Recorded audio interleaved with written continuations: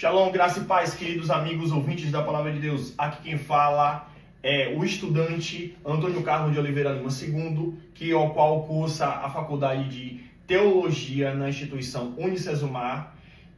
Exerço o curso de Bacharelado em Teologia, número de registro 21 17 55 34, dígito 5. Gostaria de agradecer essa rica oportunidade aos professores, aos líderes, aos professores, ajudadores e a todo o grupo da instituição Unicesumar. O curso ao qual estou praticando agora é Pregações e Práticas Ministeriais. Gostaria de agradecer essa oportunidade e que o Senhor possa me usar como instrumento para trazer uma boa, perfeita e agradável pregação segundo o coração de Deus, baseado nos quesitos e orientações do corpo docente. Queridos, o texto áureo é Miqueias capítulo 6, versículo 8, ao qual o Senhor traz uma revelação para Miqueias a respeito da sua justiça. E o texto diz assim: Ele te declarou, ó homem, o que é bom e que o Senhor requer de ti, senão a prática e a justiça, e ameis a benevolência e andeis humildemente como o teu Deus. Deus coloca uma determinação, algo que é relacionado ao seu caráter, da sua índole. Do Senhor é a justiça. Deus é a nossa justiça. Deus é humilde. Temos essa revelação na pessoa do Senhor Jesus Cristo, a qual veio nesse mundo, mesmo sendo Deus, e ele foi concebido pela sua mãe, nasceu do Espírito Santo e veio e andou como nós, andou com os homens, e nos ensinou qual o caminho nós devemos seguir. Baseado nessa revelação do Senhor Jesus Cristo, tem um texto notório em Lucas, capítulo 10, versículo 25, que é revelador referente a esse texto, quando o nosso pregador, o nosso escritor, Dr. Lucas, ele traz uma revelação muito importante, que tem tudo a ver com Miqueias capítulo 6, versículo 8, ao qual Deus revela o que ele quer para Miqueias. O texto diz assim: Eis que se levantou um certo doutor da lei, e tentando dizer, Mestre, o que farei para herdar a vida eterna? E eis que disse, o que está escrito na lei? O que leis? E ele disse, e ele respondeu, dizendo, amarás o Senhor teu Deus com todo o teu coração, com toda a tua alma, com todas as tuas forças, com tudo a tua mente, com todo o teu entendimento. E disse, tu respondeste corretamente, fazei isso e viverás. Mas ele, querendo justificar a si mesmo, disse a Jesus, em que o meu próximo, e quem é o meu próximo?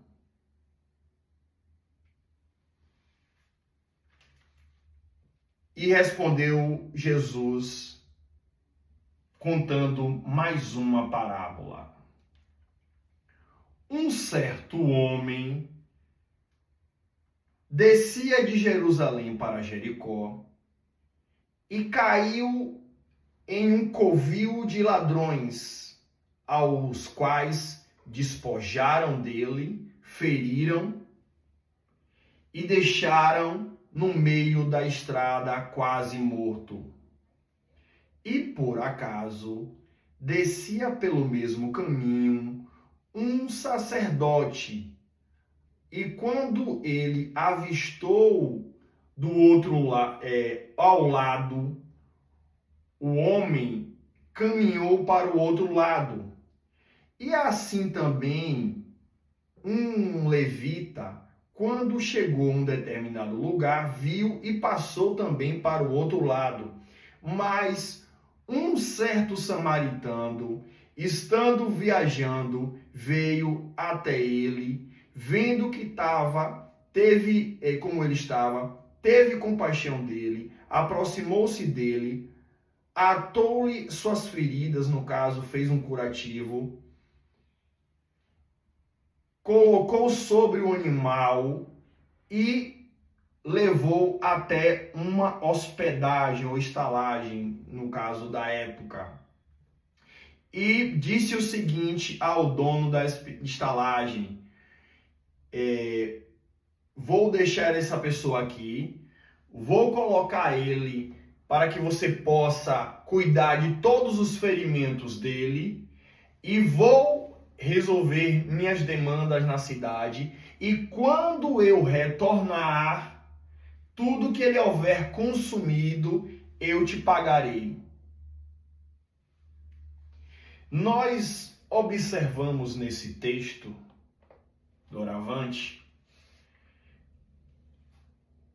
algo que nos deixa intrigado, referente também aos dias de hoje.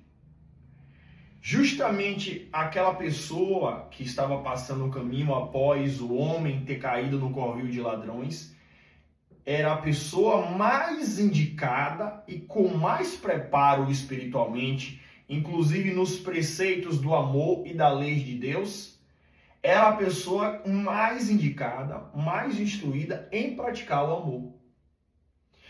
Nos dias de hoje, isso tem sido algo que tem se repercutido constantemente. As pessoas que eram para estar praticando o amor, praticando a paz, a humildade, têm se desviado desse caminho e procurado um caminho de luxo, um caminho de luxúria, de carros importados, uma vida totalmente fora dos preceitos ao qual Jesus disse. Jesus disse que ele é o caminho, a verdade e a vida, que ninguém vem ao Pai senão por ele, que nós temos que ser imitadores dele, assim como o apóstolo Paulo falou. Porque quando nós dissemos que nós somos cristãos, nós dizemos que somos pequenos Cristo, que somos imitadores, que somos representantes, que nós estamos representando a sua narrativa, a sua palavra, a forma a qual ele deixou nesse mundo para que nós pudéssemos seguir adiante. Mas vemos aqui nessa história, é intrigante porque citar que foi um samaritano que resgatou esse homem, colocou nos ombros do animal e levou até a estalagem. Sabemos que os samaritanos era um povo que era muito mal compreendido, era um povo que era muito que não tinha muito entendimento de como deveria adorar a Deus ou não. O povo samaritano foi um povo de Israel que se misturou com outras etnias e passou a cultuar outros deuses e passou também a adorar a Deus de forma não adequada, segundo os padrões da época. Eles queriam adorar a Deus dos montes, sendo que havia um templo, porque o povo israelita não aceitava o povo samaritano, porque o povo samaritano havia se misturado com povos contraditórios, segundo a tradição israelita. E aí eles não deixavam o povo samaritano entrar no monte, porque eles, segundo eles não tinham se arrependido das suas práticas anteriores. Trazendo a relevância disso tudo, eu entendo da seguinte forma: como eu posso entender o que Jesus está querendo dizer? Quem é o meu próximo? Interessante isso, essa abordagem. O meu próximo é minha companheira, é minha namorada, é meu amigo, é meu vizinho, é minha tia, é o cara que tá na rua, o marginal, a pessoa que usa crack, a pessoa que tem outra orientação sexual, a pessoa que tem, de certa forma, muitos deuses, a pessoa que não crê em Deus. Essas pessoas são o meu próximo. E temos que levar em consideração que uma coisa é entendermos que temos que amar o próximo. Outra coisa é deixar esse próximo nos fazer de besta, porque nós somos cristãos, somos pessoas que temos que temer o Senhor, temos que ser justas, honestas, respeitar a bondade e a humildade.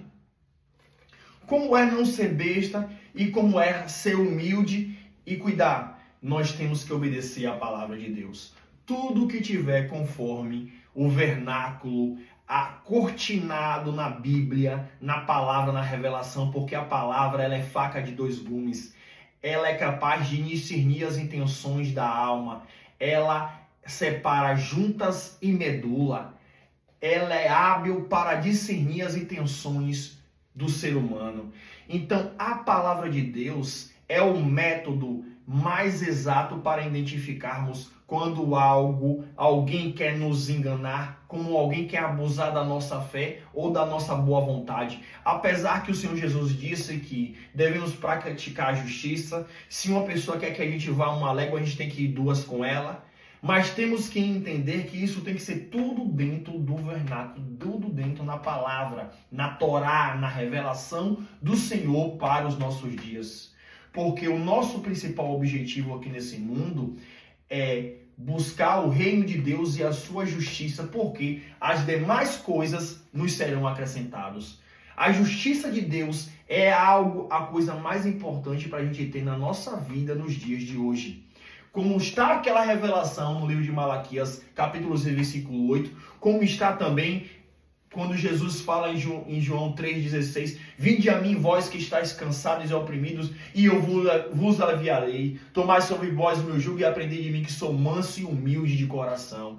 E eu vos encontrarei morada nos reinos celestiais. O Senhor está nos prometendo vida com abundância, morada celestial.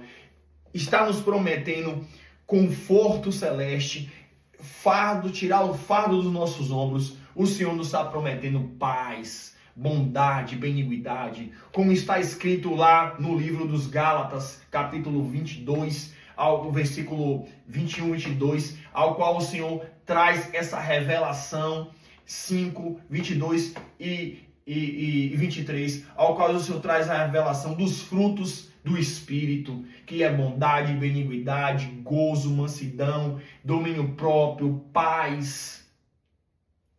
Porque Deus é a nossa justiça. Quem é que não quer paz? Quem é que não quer viver da bondade e benignidade do Espírito Santo? E assim como aquele jovem,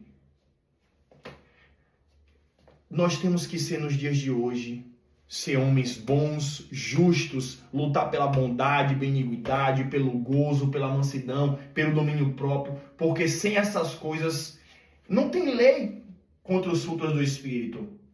Você está acima da lei. É como o Senhor Jesus disse e ensinou. Porque aquele sacerdote, ele passou para o outro lado, ele não quis se sujar.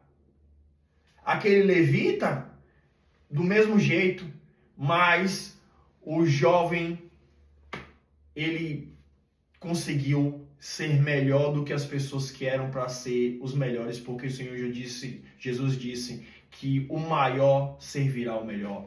Desde já, eu agradeço a você, agradeço a oportunidade, que o Senhor continue te abençoando nas doces consolações do Espírito Santo. Desejo para você saúde, paz, bondade e benignidade. E se essa palavra tocou no seu coração, que você possa aceitar o Senhor Jesus Cristo como seu único Redentor, porque só Ele é capaz de nos dar a paz. Shalom.